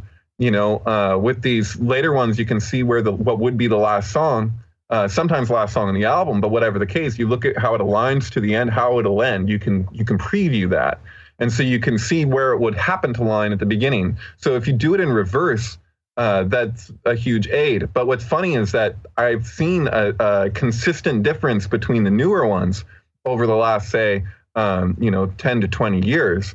And the previous ones, these are more, you generally can find a start, an anchor point at the end easier than you can find it at the beginning, which didn't used to be true. It's kind of weird. So that's the thing. It's like experientially, it's a matter of syntax.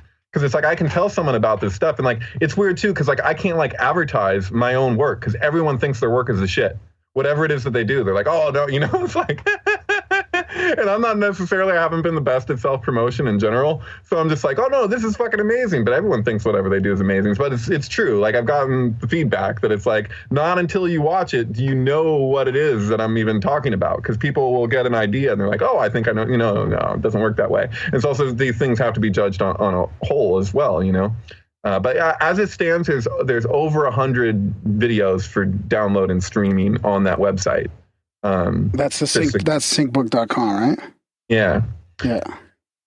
So yeah, you know, we made incredible. it. Yeah. Thank you. Yeah. It's what else, I've had some help. What else are you doing in the near future then? I have a trip planned for winter to go back to the ABBA Museum and see if I can convince the coordinator, who I've been in communication with email. I want to convince her to basically approach the production company of Waterloo, that's Columbia, to see if they can show, because they have a theater in Stockholm at the ABBA Museum. And so like, I don't need to be there for it, but I want that event to happen. So they would show it loop twice over that movie? Is that what you're saying? Yeah, that would be. That's what I would like them to do. It is a pretty interesting. We have listeners in Germany that we could send there to tape it. Swedish, you mean? Sweden? I thought he said Germany. Did he say Germany? No, it's Sweden. Yeah. Sweden. Stockholm. Well, we probably have some listeners in Sweden too, I'm sure. Darren's got Stockholm syndrome in the igloo. I maybe said Germany. I don't know what the fuck. But yeah, no, it's, you know, it's this whole thing where I'm just like, I've had such, like, if I try and send a message to freaking Columbia about, hey, I want to do this thing, it doesn't have any clout, but I'm just like, I want to talk to this woman and be like, hey, could you, you know, I almost don't even want to be saying this because it's like a plan, you know, kind of thing. I'm like, okay, that was my angle, you know, but whatever, I'm going to voice it. Yeah, it's pretty cool. It's pretty cool looking at that movie. That's an epic movie to see. I've never seen it before, I don't think. Or I might have seen it. I kind of recognize a little bit of it, but it's pretty epic watching it with ABBA in the background. It's pretty cool. Yeah, it's interesting. Yeah. So I did another, right before this call, actually, I changed out the video to the one I had prior, which is actually puts the volume up in between tracks. And I might even play with it a bit further just to perfect it, especially if I'm going to be projecting it for a lot of people. Yeah. But you know, some of these have the volume rate, and sometimes it's extremely meticulous process. I mean, I've spent done many all-nighters working on these things. Well, multiple all-nighters, you know, because some of them, you know, I'm playing with the volume in it, and some of them I just leave it because that feels more appropriate. And so, but then, you know, at times it gets really uncanny. Like the Field of Dreams one, the recent one with Bull Durham and center field, like that one, I just go with the volume for both films back and forth through the whole thing. At any time that there's the slightest break in the vocals, I come in with the films, you know, and that's really satisfying when they land like that. Because it's one thing for it to land in the first place, but then for it to go that far with that is kind of fun. Yeah, definitely. I wonder if it's just some big crazy simulation that what I was thinking. Gets entangled with itself and it's using similar algorithms or some shit we can't understand. I get the feeling using the racist algorithms. No, it's more like somebody playing a video game and lining all this stuff up and just figuring out, like, can they put all these puzzles in our matrix and get people to figure it out? Yeah, maybe. Right, I don't know. All subtle nuance of the fucking machine not... The fucking kicker is, though, it's like you guys, not bothering to make extra work, you know? The same as the argument that the inside of the tree doesn't exist, because it's like, fuck it, I don't need to do that right now. If you cut the tree down, I'll deal with it. I've never heard that argument and now before. They're like, you change that argument. No, I didn't change it. You just confused me. And now David is breaking the code. So you get ready for some Da Vinci Code shit to start going down. The closer you get. So if you watch so I made this 7.5 hour film, and it's the length that it is as an homage to 2001: A Space Odyssey, because as not just that, but the tagline for 2001. So all the original posters that went out were the ultimate trip, and so all these people dosed acid to go to the theater to watch it. And then it was like, it's an hour, whatever, 142 minutes. And so once it's over, they're high as fuck. And then they got to walk out into the street and like, you know, find their way home, you know, or wherever they're going, you know? So it's like, so I was like, you know, even though whatever, it's not a theater thing or whatever, I was like the principal of the thing. I was like, I want to like make a film that's actually the length of a trip, that is a true trip, that's related to 2001. And so that's what my Sorry Cassandra film is. Oh, I forgot I was going to do that. Well, in my defense, I don't think I've tripped out since. Okay. But I'm planning. Well, maybe we could do that on Grimerica Psilocybus too. We'll throw that on the speakers. Yeah, you gotta sit down and watch it through the whole trip. You can't just listen to it. It's it's a visual and an audio thing. And we'll throw that on the dashboard Night Rider, and we'll just fucking zoom. You can't watch. You got to drive. Well, what I was going to say is that the thing is with that, and what I demonstrate in that film, which it takes a long time to wrap around, you know, is that there's this, and it's not just there, it's all over the place. There's a repeated phenomenon of where you'll have a huge event take place. In this case, it's two fires in the U.S., the two biggest hotel fires in the U.S. One was at the Weinkauf Hotel in Atlanta, Georgia, in 1947, I think. And the other one is at the MGM Grand in 1980. Now, the film, The Visitor, is an Italian film, was released the day and year of the MGM fire. And the movie's about a little girl who there's basically demons and angels fighting over her soul. So she's kind of like a special power, like Messiah type figure, and they're fighting for her. But there's these really strange things that happen where like the little girl will like undo a fire escape with her mind, and like all these people will like crowd around the fire escape once it drops, and there's like no explanation, you know? It's like, why are they doing that like that? It's really weird. Like, but that was the big thing with the MGM fire, was this place was built like a giant Mayan pyramid. All these people died, but there was no fire escapes. So it was like, and then no alarms were set off. And they don't even really know how the fire started, and it's super suspicious. But then I'm like, okay, well, what is the probability for this movie to come out the day and year of the fire? And then if you watch the movie, one of the opening scenes, the whole thing takes place in Atlanta. And then one of the opening scenes, I'm looking at the screen, I'm like, okay, well, this is a section of the city of Atlanta. And then I'm like, and so I go to my friend who's obsessed with this movie anyway. It's a cult classic or whatever, obscure, but it's still a cult thing. And I ask him, I'm like, hey, is this hotel from the first biggest hotel fire in this shot, in this movie that took place, that was released the day and year of the second biggest hotel fire? And he's like, yeah, not only is it in the shot, but it's directly in the center. And so I'm like, okay, so this movie pivots around through the thing. It pivots around the location of the first biggest hotel fire, comes out the day. So like, there's not supposed to be prior knowledge of the event, right? This is supposed to be just a terrible thing that happened. Okay, a hotel caught on fire, you know? But it's like that implies if you know, and otherwise it's just like, I don't know, something about the unconscious right brain. I don't know what the fuck. There's a whole lot of that with 9/11 too. Yeah, but are you predicting it or causing it to happen? Right. You know, they say synchronicity and a causal principle. That's the definition from Jung. So I don't really know. Are we looking at the wiring under the boards? Are they like lifting up rocks and finding all those strange worms underneath? What the fuck is going on? But the thing is that ABBA then released their last album shortly after that called The Visitors. The Visitor, the movie, was originally going to be called The Visitors, and there's actually posters for it that say that. But in that album, there's all these references to fire, like dying in a friggin' fire, like an angel passing through my room is totally, and so this fire also took place on Archangel Michael's feast day, and and so there's this whole thing where the director of the film went by the alias of Michael J. Paradise. Not his fucking name. This took place in Paradise, Nevada, where the MGM fire was. So, like, what are the chances of Archangel Michael's feast day leading the souls for, you know, it's too many. It's too much, dude. Yeah. So that is like, if you watch my film, that's what it's mainly focused on, is these two fires. But then I go in all these other directions because I'm basically the 119 people died in the first one. And so there's this issue with Tisha B'Av. Like, Tisha B'Av isn't just like, okay, every 2,000 years this thing happens. It's like this is in the nature of like what was communicated through Greek tragedy and what the function of the Seder chorus was. I don't know if you guys are familiar with Nietzsche's early work of the birth of tragedy and from the spirit of music. But there's this whole. It's actually what Burning Man is modeled after, beyond obviously the Wicker Man, Golden Bough thing, because I mean, Golden Bough has a lot to do with the Wicker Man. I don't know, the sacrifice, for the crops and all this stuff. But if you're looking at the layout of Burning Man from as an aerial view from above, it matches the exact layout of Dionysian theater to the cue. So the point where the man would be is actually the stage. But in Dionysian theater, everyone knew these plays. They knew them inside and out, and they watched them over and over and over again, right? And then you have this whole thing where the actors are trying to literally embody that character to the point where they're basically possessed by it. So kind of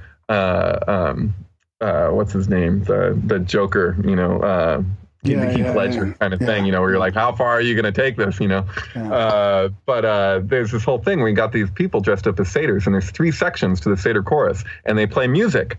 And the music that they play and the lyrics that they're presenting literally drown out the sound from the stage for the most part. So people are listening to this music, and the music is meant to be the subtext of what's going on in the play. Because the people know it so well, it doesn't freaking matter. They know what those lines are in the play. They have them memorized. And so you have this whole audience, and it seems like they're just, it's a total psychedelic thing because it's Dionysian, right? Dionysus, intoxicant, right? Whatever. It doesn't have to be toxic, but you get what I mean. So entheogens, who knows what was going on. But the point is that they're relating through this interface of the satyr chorus. And so my feeling on what I'm looking at is that this shit is not for the public. It's for the producers. It's not intended for mass consumption. That's the whole point. If you produce something, like if you have a connection to your own art, wouldn't it be interesting to have a way that you could share that and relate to it on your own terms without the way that it was, presented to everyone else? Can you communicate another point through your art? So people ask me, sometimes I'll show these to people, and initially, before they've sat through one, they'll be like, why would they do this? Why would they do this? And from all my experience of over 20 years of playing with this shit, I'm just like, why on earth wouldn't they do this? This is fucking where it's at, because it's extremely subversive. And it's not people tend to go after the artists before they go after fucking real criminals. That blows my mind. Yeah. And I'm not saying that artists don't, who knows what the fuck shit goes on. Don't get me wrong. I'm not, what about the fucking Rat Pack with the Satanic Church, and God knows how they're involved in certain things. No one wants to mention that Susan Atkins, who actually killed Sharon Tate, was a member of the Satanic Church, and had, was basically got out of the coffin and pointed at her next victim and shit with likely Sharon Tate was in the room. It's can't admit that wasn't in court. I wonder why, but anyways, I just find it really interesting that there's this repeated issue where it's the people, what art does, art by necessity, and well, I don't know, people can make other arguments, but what I see as real art is if you can produce a song and have double or triple meanings and get it out there, and to be able to get out because of restrictions that are on us in society, to be able to navigate that and communicate something else, that is a true art form. Yeah, it's the ultimate puzzles. If you're editing the end of a movie and you want to sync it to a couple songs and hide some sort of puzzle in there, that's the ultimate. Right. Ultimate on a simpler level, just the way more people are generally familiar with it, is the song facts thing, where it's if you're okay, Moonlight Drive, The Doors, where it's let's swim to the moon, let's climb through the tide, penetrate the evening that the city sleeps to hide. That song is totally about having sex with a woman who's menstruating, or girl in this case. It's young people going for their moonlight drive or whatever. But that's why it's a swim to the moon, climb through the tide. He's talking about how you don't have to worry about pregnancy because she's bleeding. So, and if there was any question, it's confirmed at the end of the song when he goes, children of the caves will let their secret fires glow, or whatever. No, baby's gonna drown tonight. He says that. He says, going down, down, down, down, baby's gonna drown tonight. Yeah. What the fuck? Yeah. Give me a break. That was on the radio, is my point. Yeah. That got radio play. Come Together Right Now Over Me, 3-way story. Give me a break. Why is he so hard to see? He's so good looking. He's so hard to see because there's 2 people on top of him. Lucy in the Sky with Diamonds and all that. Totally. Which then at the time they said no. John says no. It's a drawing that my kid did. Had nothing to do with that. And then years later, you got Paul McCartney being like, no, that was an acronym for LSD, no question. Yeah. And then it's like, we all knew that anyway, but it's like, they can deny all they want to. You ask Roger Waters what he thinks of Dark Side of the Moon, Wizard of Oz. He's like, oh, people crazy, whatever. Yeah, I think it was one of the other members of the band. I can't remember. Gilmour, or no? Ryder Mason, not David Gilmour. Could have been Mason, but he was asked. I saw it wasn't an interview. Somebody just asked him in passing what he thought of Dark Side of the Moon, The Wizard of Oz, and he turned. He's like, "Oh, well, have you tried any other albums with any other films?" And he kind of smiles, and then he keeps walking. He totally says that. And I was like, "What?" I wish I could find it. I tried to find it again like a while back, and I couldn't spot it. But it's out there. I swear, you can find this fucking video. It exists. But yeah, it's this little clip. And he has this kind of response with a smirk on his face. Cool, and it's like, oh, that's fucking priceless. Yeah. But yeah, it's just, so that's the thing too, is like, I'm like, well, if it's happening at all, it's happening a lot. Because there's no like, okay, somebody just thought to do like, with the older stuff too, it's like, why wouldn't, I don't know. It could be, I mean, now that you're talking about it, then there is so many examples. It could be a little inner secret around that, in there as well, a little... kind of a thing that the producers spitting in your food at the restaurant. What? It's like an inside joke. No, not at all like that. It's just to have a secret be half revealed and half concealed at the same time is so Masonically classic. Yeah. You know what I mean? The principle of that thing, It's almost like giving you permission to do it, right? Because you told the people you could, you told them. You disclose the truth in a hidden way, so that gives you permission to do those acts that may not be. There's the phenomenon of so there's a classic method of, there's a trick that Kabbalists would do where they can take a text and they'll take another text and they'll interweave them. And it's the same word for prayer, like if your hands are folded in prayer, it's just a Kabbalistic literary device that's referenced, in different places. But there's this whole thing where I was looking at Jim Morrison's An American Prayer, and I noticed that every little section had a dash. His original handwriting and his original notebook of when he wrote An American Prayer. And so I went through the whole thing and counted each dash. And I saw that it fit perfectly into Aleister Crowley's first section of the Book of the Law. And in the Book of the Law, Crowley, in that section, he says, leave the second section unattacked, but he invites you to attack the first section. And so I'm like, it becomes this crazy psychedelic conversation. I have it on my blog from a long time ago, from like 2010 or whatever, when I put it together. But if you interweave An American Prayer and the Book of the Law, it achieves this incredible effect where I swear to fucking God, it's a total conversation. There's things that are said that are so, he's like, Crowley would be like, nor do I demand aught in sacrifice. The next line from Morrison is blood, blood, blood, blood. They're making a joke of our universe. He's like, oh, here comes the goat or whatever. It's like, what is he says? Behold, Crowley has, behold my light shed over you. And then the next line from Morrison is, the moths and atheists are doubly divine and dying. My light shed over you. The moths, it's like, it's moth,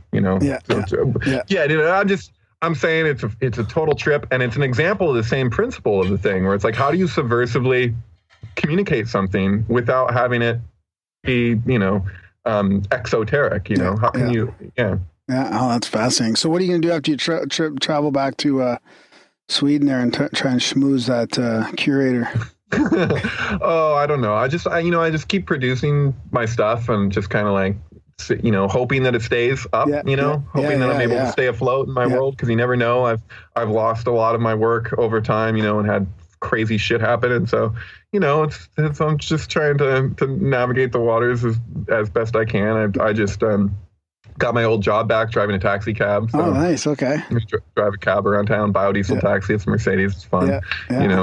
Good boss and stuff. And so, I left my other job with my rabbi after 12 years. And so that's kind of a long personal story, but a lot of shifts going on, So does that give you time to consume? Do you, when you're driving a taxi, does that give you time to do research and consume while you're not busy? Oh, it's just a lot of conversation. Yeah. I like it. I've been spending a lot of time just kind of like hermiting out, and that's been good because I've accomplished more creatively than I have at any other point in my life, especially in the last year. Yeah. So, I had a near-death experience with ayahuasca where my intestine twisted shut and had to spend 5 days in the hospital, and I purged for 20 hours straight. And the head doctor at the hospital was like, "You would have been dead within the hour if we didn't get you when we did." You know, it was just this fucking horrific event, and then it was a catalyst for the end of a 4.5-year relationship. It happened on my girlfriend's birthday, and it's just, you know, all this. Yeah, that was a while ago. I had some crazy shit go down. Yeah. So you had a trip during ayahuasca where you felt your intestines, like you knew that that's what was happening, and then when you went to the hospital, I didn't know what was happening. I just felt like I was shot in the stomach all night. So like it was the most excruciating pain I've ever felt by far. Yeah. And then was it from the ayahuasca? Just because ayahuasca is a purgative. Yeah, you were purging, and that's what happened. It was combined with that. When I was young, when I was like 10, I had ulcers, and so it caused the elasticity of my intestine right below my stomach to change, and so because of that, combined with the thing, it was just like a perfect storm of, you know, whatever. It did this thing. And so, yeah, I twisted shut, and that was, you know, seriously 20 hours of vomiting straight. So, and I was just dry heaving, and, you know, still, even in the morning, even 20 hours later, I was still purging the medicine. I could see the medicine, you know, I was like, whoa. That was my 8th time doing it, and I still recommend it to people. I'm not down on ayahuasca. It was just, you know, she was really hard on me, you know. Did you have a sort of some of the typical NDE type stuff happen, or was it just more of a real bad trip? Oh, I went completely numb from head to toe. I hyperventilated on the hospital floor. Jesus. And so, yeah, no, and I every time I would purge, I was still getting these really intense visions, you know. It was like really coming through. It was intense. I was still high, even if there was no amount of purging that was stopping that, you know. And even 20 hours later, which does not seem right, but it was because it wasn't going down. Yeah. So it did this thing. It's like you're on a microdose all the time. It's just slow feeding you. It was a trip, yeah. But you know, whatever. Like that's like a lot of things. You know, it's like you. When there's futility involved, it makes it a lot easier if you can come to terms with the idea of futility. You know, because it's like there's no point. What am I gonna do? I can only do what I can. You know, so it's like. It helped put a lot of things in perspective. Also really like taught me about how limited my time is here, you know, and wanting to get it together to not, you know, waste my whole experience. I will waste it to a degree, but you know, No, but I still try and share what I can and do what I can, you know, like, yeah. Well, this has been a great chat, eh? Yeah. That's right. Yeah. Mind blown again. Wow. It brought back a lot of things from the other episode that I had forgotten about. Cool. All the I do the trip out thing. Maybe I'll just lock myself in here with some mushrooms and a webcam. We'll just fucking plow through it. Well, you know, I feel like if I do that, I should align that with some sort of cause, and it can be like a thing where people can donate to some charity, and it just goes up while I'm in here, just like like a trapped rat. Lock the door. Yeah. The studio locks from the outside, so Graham could lock me right in here. Oh, despite all your rage. Actually, we shouldn't have said that. You shouldn't say that out loud. Oh, one day we'll just go after the show. We can't get out. Was I talking? Did they hear me? Someone's trapped mouse in your own studio. Of course, this is live, so you can't even edit it. I don't edit anyway. Yeah. It's right on. raw, baby. Yeah, thanks for coming on again. Oh, thank you, man. I totally appreciate it. And if you could just get the links in there so that people can check out my work, that would be awesome. For sure. Thank you so much. Yeah. What is the URL again for the people that are too lazy to check out the show notes? Oh, hang on. He knocked the cord. You knocked the cord? Okay, yeah. Okay, you're back. Okay, syncbook.com, right? Yeah, if you go to the syncbook.com and you see Syncflix with an X, Flix, that's, it would actually, if you were to type it all out, it would be the syncbook.com/syncmediaresearch. But if you just go to syncbook.com, you'll see Syncflix. If you click on there, there'll be 100 full-length feature album film pairings that I've put over 20 years of work into. Nice. Discovering. So, So, you know, they're the highest quality that I was able to get them. And we made it a point, me and my friend in France, to be able to do what we did. And because of what they are, sometimes for people's computers, it can be a little challenging. For my computer, it's no big deal. And for most people's, it's no big deal. But for some, they express that. So that's why we included a download option right below each film. So if you click on the film and then the film comes up, you can see download. And, that's, I'll tell you, they deliver. So, check it out. Right on, buddy. Well, thanks. Yeah, that's great chat. Good stories, good synchronicities, some crazy stuff. Good times. Cool. Thank you. Always fun. Always a pleasure. Thank you. Yeah. Take care, guys. Okay. See you later. Bye.